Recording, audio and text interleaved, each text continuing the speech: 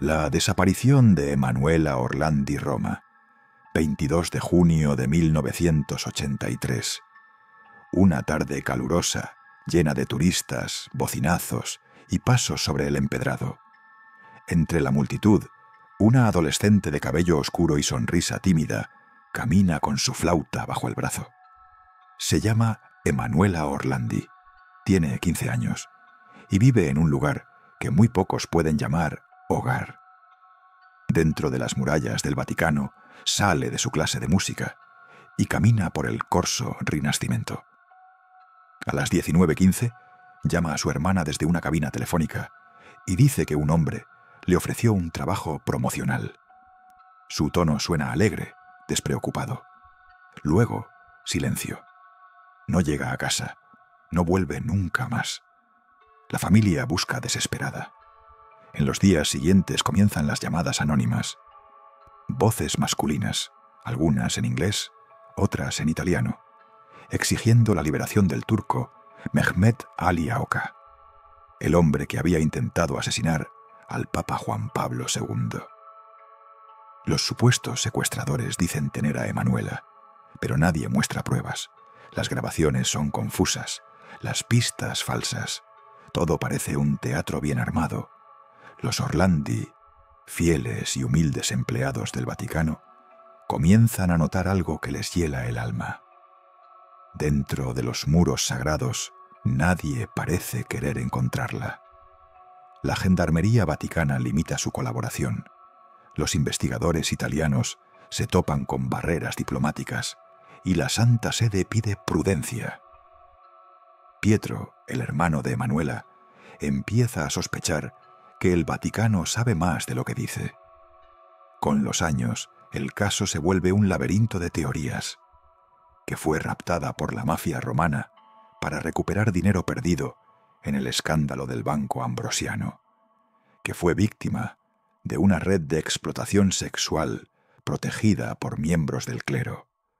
O que fue sacrificada en un oscuro ritual de poder. En 2005, cuando se descubre que el jefe mafioso, Enrico de Pedis, está enterrado en una basílica vaticana, los rumores estallan. ¿Por qué un criminal reposa junto a obispos y cardenales? Se dice que financió operaciones secretas para la Santa Sede y que conocía el destino de Emanuela. En 2019, una carta anónima llega a la familia. Busquen donde mira el ángel. El mensaje apunta a una tumba del cementerio teutónico, dentro del Vaticano. Cuando abren la tumba, está vacía. 2 cuerpos desaparecidos, sin rastro de Emanuela. El Vaticano cierra el caso una vez más. Hoy, más de 40 años después, su hermano Pietro sigue marchando por las calles con una foto de ella en las manos. Cada vez que pregunta, el Vaticano responde con silencio. Silencio espeso, de esos que suenan a confesión, no dicha. Nadie sabe dónde está Emanuela Orlandi, pero todos en Roma lo dicen en voz baja. Su fantasma aún camina por las murallas de San Pedro, buscando una verdad que la Iglesia juró enterrar.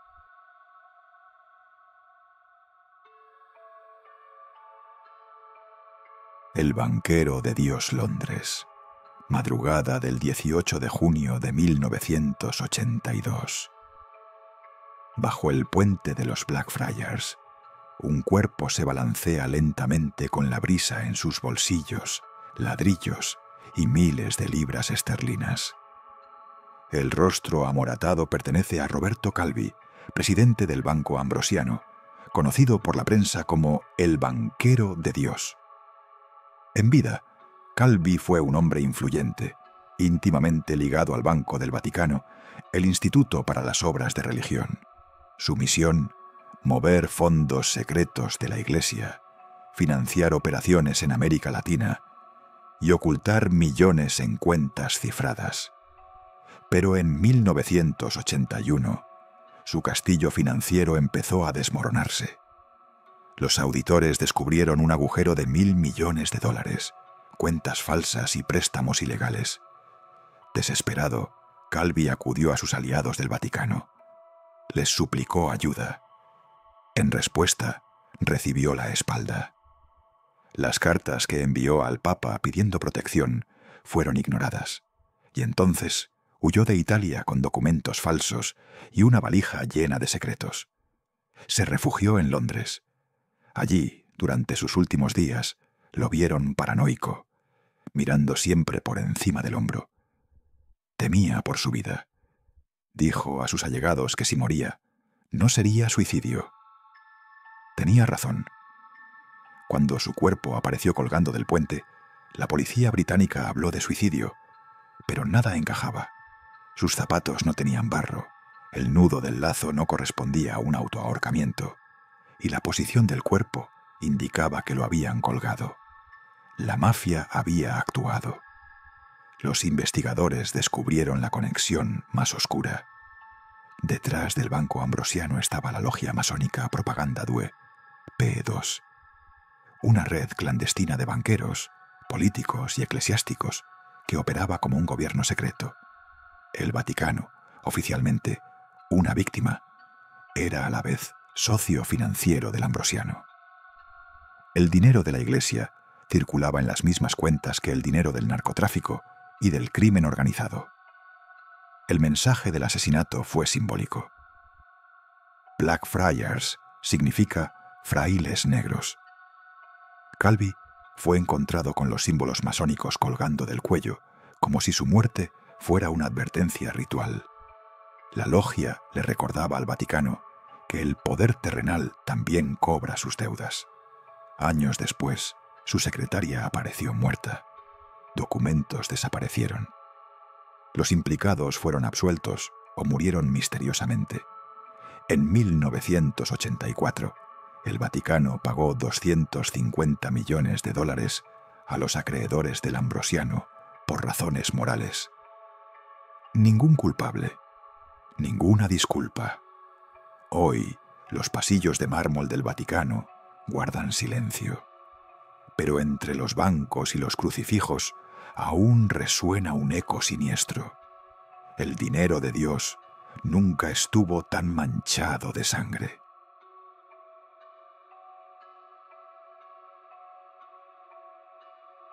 El triple asesinato dentro del Vaticano. Noche del 4 de mayo de 1998. El aire en el Vaticano huele a incienso y a pólvora. En un apartamento de la Guardia Suiza, 3 cuerpos yacen en el suelo. El comandante Alois Sterman, su esposa Gladys Meza Romero y el vicecabo Cédric Tournay. Los 3 muertos a tiros. El comunicado oficial fue rápido. Tournay había matado a sus superiores por un ataque de ira. Luego se suicidó. Un crimen pasional. Caso cerrado. Pero algo en la versión no cuadraba. Tournay, de 23 años, era un soldado disciplinado, condecorado, querido por sus compañeros. Esa noche había discutido con Sterman porque no recibió una medalla. Sin embargo, la autopsia mostró algo extraño. Un disparo en la nuca, otro en la sien. Su madre afirmó que fue ejecutado. Además, encontraron rastros de hachís en su cuerpo, aunque él jamás consumía drogas. Rumores empezaron a circular. Algunos decían que Sterman, veterano de la Guardia Suiza y cercano al Papa, estaba por revelar una red de corrupción y tráfico de influencias dentro del Vaticano. Otros aseguraban que había sido un ajuste interno, relacionado con su supuesta relación secreta con Tournay, un vínculo que si salía a la luz habría sido un escándalo para la Santa Sede. Lo más inquietante fue la escena. Ningún vecino escuchó disparos. Las paredes del Vaticano son gruesas, insonorizadas, pero algunos guardias afirmaron haber visto a personas entrar y salir del edificio esa noche, civiles no identificados. Nunca se investigó quiénes eran. El informe oficial, redactado por el Vaticano, no permitió acceso a investigadores externos. La versión fue tajante. Tournay actuó por resentimiento. Punto final. Los cuerpos fueron enterrados rápidamente, el apartamento sellado. los testigos trasladados a otros puestos. Pero el misterio persiste. Documentos filtrados años después indican que el Vaticano ordenó una autopsia paralela, cuyos resultados jamás se publicaron. En ella se mencionaba que las trayectorias de las balas no correspondían a un suicidio y que las armas halladas no tenían las huellas completas de Tornay. Hoy, el crimen sigue envuelto en silencio. Dentro de los muros donde se predica el perdón y la paz, hubo una noche de fuego y sangre que la historia prefirió borrar. 3 muertos, una verdad imposible de pronunciar, y el eco de un disparo que aún vibra entre los frescos de Miguel Ángel.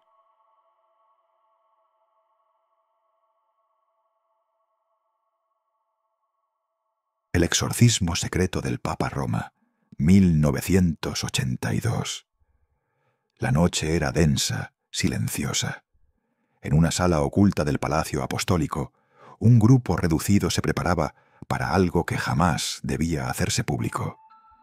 En el centro, una joven italiana estaba atada a una camilla. Su rostro cambiaba entre llanto y una sonrisa ajena. A su alrededor, 3 cardenales, un médico, el padre Gabriele Amorth, y frente a todos, el Papa Juan Pablo II, sosteniendo un crucifijo. La muchacha comenzó a murmurar en un idioma imposible. Su voz se volvió grave, inhumana. Cuando el Papa se acercó, ella levantó la cabeza y dijo: «No podrás sacarme. Esta casa ya me pertenece». El Papa no respondió. Mojó sus dedos en agua bendita y comenzó a orar. El aire se volvió gélido, las luces parpadearon, y el cuerpo de la joven se arqueó con fuerza. El rugido que salió de su garganta estremeció a todos. Durante más de media hora, Juan Pablo II oró sin descanso. Nadie se movía. Amorth contaría luego que todos sintieron algo invisible, una presencia que se negaba a irse, y entonces todo se detuvo. La muchacha cayó inconsciente. El silencio fue absoluto. El Papa, exhausto, apenas podía sostener el crucifijo. Al salir, dijo solo una frase: «El demonio está en el Vaticano». Nadie lo cuestionó. Años después, Amorth confirmaría el hecho. Fue real, el Papa realizó un exorcismo, y tenía razón. Desde entonces, se rumorea que el cuarto donde ocurrió fue sellado, y que a veces, en las madrugadas, se oyen rezos en latín que no provienen de ninguna misa. Nadie sabe qué vio el Papa esa noche. Solo que, desde entonces, comenzó a hablar más sobre el mal dentro de la Iglesia. Y que cuando dijo «el demonio está en el Vaticano», no lo dijo como una metáfora.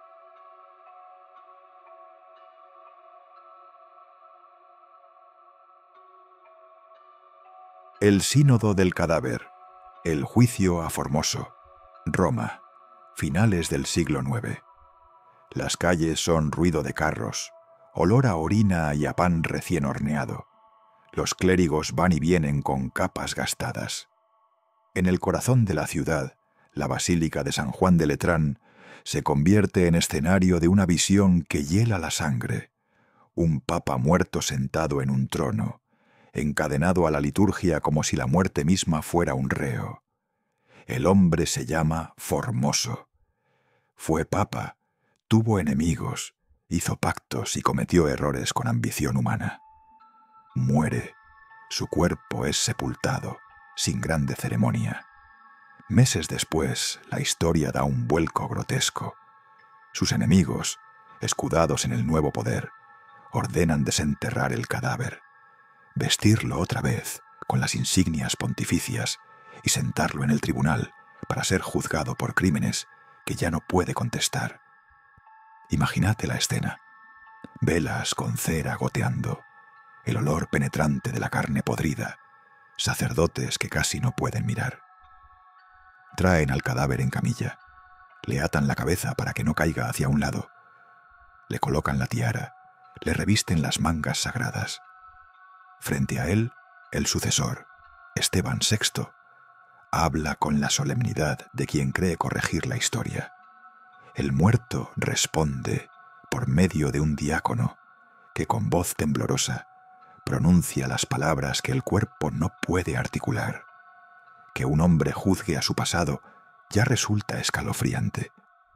Que un cadáver sea humillado públicamente convierte la escena en una grotesca farsa de justicia. El veredicto es humillante y simbólico. Que se le niegue el derecho a la misa funeraria. Que se le corten los dedos con los que bendecía. Que se le despoje de los ornamentos pontificios.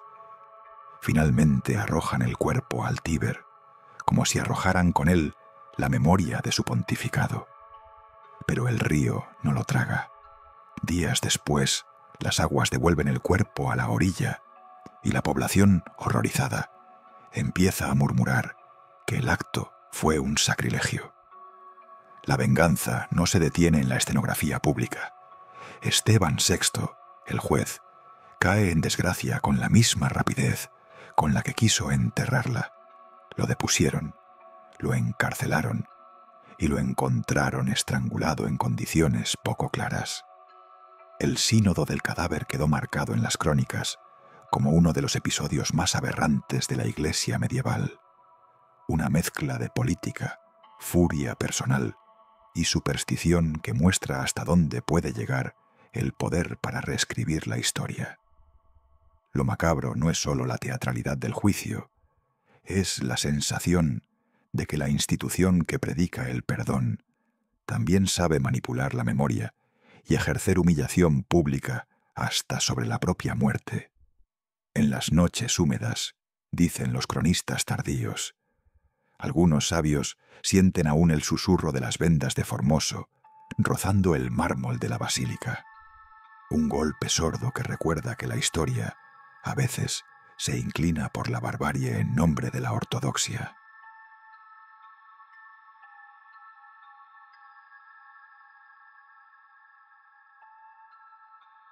El archivo prohibido del Vaticano.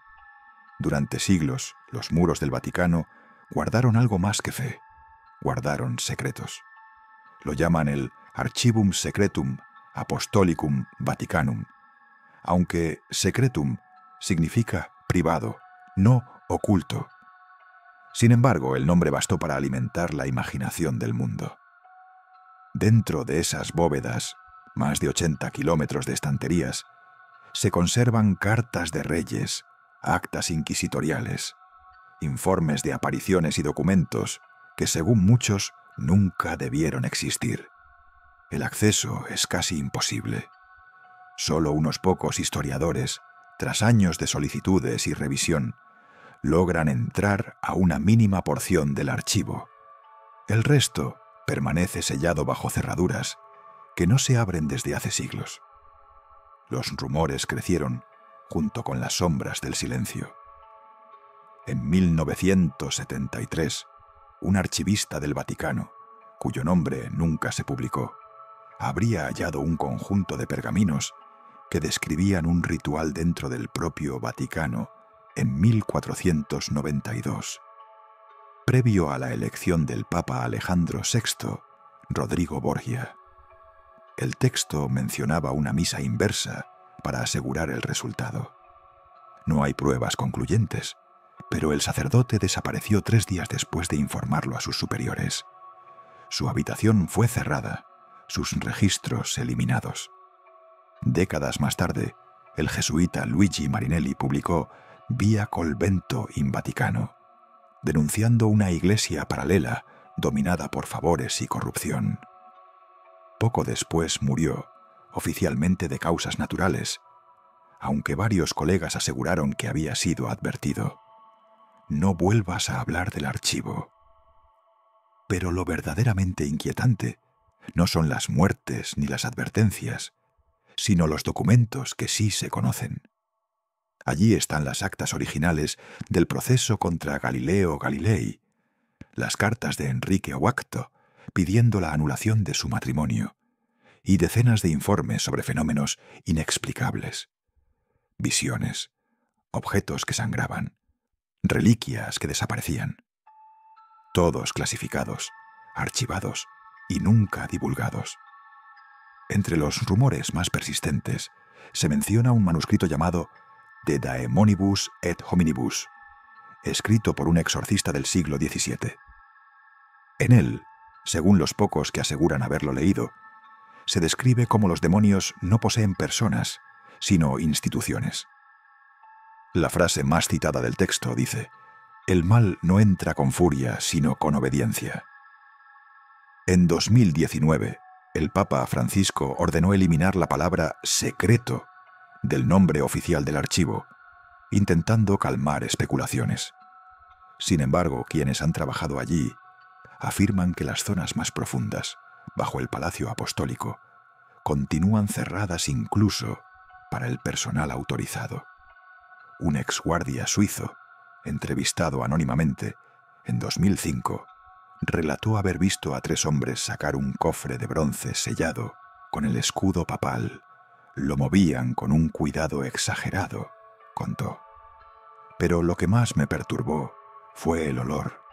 No era metal, era algo vivo, antiguo. El Vaticano niega la existencia de materiales prohibidos, pero en los catálogos faltan páginas y hay fechas borradas con tinta nueva sobre papel viejo. Nadie sabe si se trata de censura o de algo más.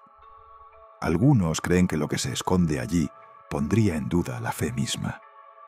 Documentos sobre contactos con lo inexplicable, registros de posesiones o pruebas de herejías dentro de la jerarquía. Otros sostienen que solo se guarda poder y que en el Vaticano el poder es lo más sagrado de todo.